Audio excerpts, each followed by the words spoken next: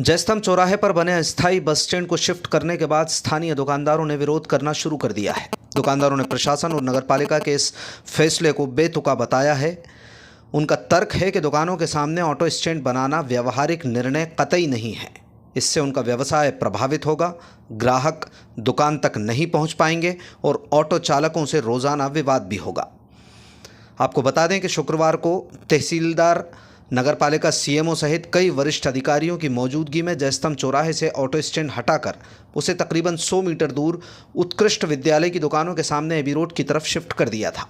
हालांकि तत्काल ही दुकानदारों ने विरोध जताया और कलेक्टर अमनवीर सिंह बैस से मिलने के लिए कलेक्ट्रेट पहुंच गए, लेकिन वीडियो कॉन्फ्रेंसिंग जारी रहने की वजह से दुकानदारों की कलेक्टर से मुलाकात नहीं हो पाई। इसके बाद शनिवार का इंतजार कर रहे दुकानदारों की सुबह सुबह ऑटो चालकों से बहस और कहासुनी हो गई। दरअसल प्रशासन द्वारा ऑटो स्टैंड का बोर्ड लगाने के बाद बड़ी संख्या में ऑटो दुकानों के सामने खड़े हो गए, जिनका स्थानीय दुकानदारों ने विरोध किया, उन्हें वहां से जाने के लिए कह दिया। इस मामले को लेकर दुकानदारों और प्रशासन के बीच बातचीत भी शुरू हुई, जिसमें प्रशासन की ओर से कहा गया कि दुकानों के आगे 5 फीट का रास्ता छोड़ा जाएगा, इसके बाद रेलिंग लगा दी जाएगी, दुकानदारों का व्यवसाय प्रभावित ना हो इसका ध्यान रखा जाएगा। लेकिन इस निर्णय से भी दुकानदार असंतुष्ट नजर आए। उनका तर्क है कि ऐसे उदाहरण कहीं भी देखने को नहीं मिलते, जहां दुकानों के सामने ऑटो स्टैंड बनाकर उनके रास्ते को संकुचित कर दिया जाए। कुल मिलाकर 36 से ज़्यादा दुकानदार ऑटो स्टैंड बनाने के विरोध में लामबंद हो गए। उन्होंने सुझाव दिया है कि ऑटो स्टैंड को केंद्रीय सहकारी बैंक की दीवार के सामने शिफ्ट कर दिया जाए। इससे किसी तरह की गतिविधि प्रभावित भी नहीं होगी और ऑटो चालकों की व्यवस्था जगह भी मिल जाएगी। यह है कि यहाँ पे जो नगर पालिका के पूर्ण रूप से जो काफ़ी वर्षों से अपना व्यवसाय संचालित करते हैं, अपना परिवारों का भरण पोषण करते हैं, उसके बाद में अगर यहाँ पे सामने अगर ऑटो स्टैंड अवगत हो गया या रजिस्टर्ड हो गया तो आने वाले समय पे दुकानदारों का परिवार कैसे संचालित होगा, कैसे चला पाएंगे।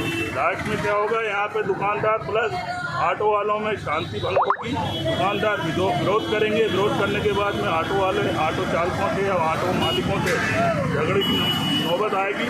और क्योंकि ऑलरेडी अतिक्रमण नहीं है यहाँ पे, नगर पालिका के किराएदार हैं, उसके बाद में अगर सामने प्रशासन के वो खाली जगह पड़ी हुई है, वहाँ चाहें अगर प्रशासन तो ऑटो वालों को जो स्थगित करना तो वहाँ करने। दुकानों के सामने ऐसा कौन सा नियम है। कल आपने बात की अधिकारियों के पास गए थे, कलेक्टर साहब नहीं थे, हमको तो अवगत ही नहीं कराया, न सामने डायरेक्ट आके जो एकदम बोर्ड गाड़ के चले गए। उसके बाद में अगर सूचित करते किसी मामले में गए थे कलेक्टर में, कलेक्टर साहब को आवेदन देने के लिए वहाँ पे जो बीसी है उसमें मीटिंग चल रही थी, उसके बाद में वहाँ से मालूम पड़ा कि कलेक्टर साहब नहीं। अगर ऑटो खड़ी होंगी तो आप विरोध करेंगे दुकानदार? हाँ, तो विरोध तो करेंगे, सारे दुकानदार अपने व्यवसाय के लिए क्या करेंगे। प्लस यहाँ पे सब रेंट दे रहे हैं नगर पालिका। पहले कहाँ स्थापित था ये ऑटो स्टैंड? ये यहाँ से ये आ गया जयस्तंभ चौराहे पे स्थापित था। ठीक है, तो सर आपका परिचय होता दे दीजिए। मेरा नाम लईक खान है, मेरा शॉप है। ठीक है, कितनी दुकान है लगभग इस लाइन में? ये यहाँ पर रजिस्टर्ड 36 दुकान है, 36 दुकान। 36 दुकानदारों को काफ़ी परेशानी सामना करना पड़ेगा और सब रजिस्टर्ड है, नगर पालिका के रेंटधारी हैं सर। ठीक है, आप लोग ग्राहक कहाँ से आएगा जब बताओ, कहाँ से ग्राहक करेगा तो फिर हमारी तो नहीं भीतरे पे। अच्छा, कब लगाया ये? कल लगाया है। तो आज ऑटो टैक्सी खड़ी हुई थी यहाँ पे? तो मैं वहीं थी खड़ी। आपके द्वारा बात की गई होगी, बताया गया होगा कि हमारे को परेशानी आएगी, तो फिर क्या बोला प्रशासन ने? क्या बोला? प्रशासन ने तहसीलदार साहब के पास बैठे तो उन्होंने ये बोला है कि अब 5 फुट जगह दे देंगे। अब 5 फुट जगह दे भी देंगे तो फिर हमारी मोटर लगेंगे, ग्राहक कहाँ से एंट्री करेगा। तो हमारी मोटरसाइकिल लगे, कोई ग्राहक आएगा, कोई मोटरसाइकिल लगाएगा। नहीं, टैक्सी तो काफ़ी मात्रा में खड़ी होंगी ना यहाँ पे?